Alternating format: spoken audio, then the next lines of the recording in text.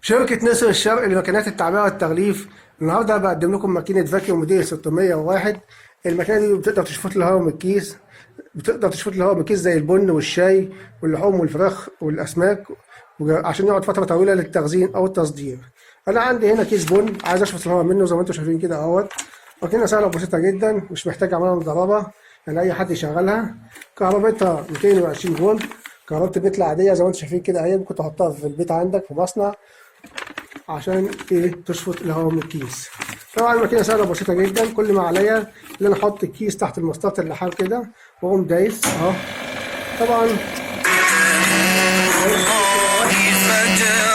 شئت بعد العسر يسرا ربنا أعلاك قدرا يا إمام الأنبياء أنت في الوجدان حي أنت للعينين ضي أنت عند الحوض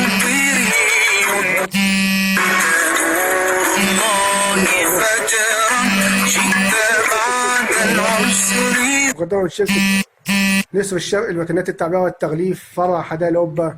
أنا معكم فن الصيانة محمد صلاح.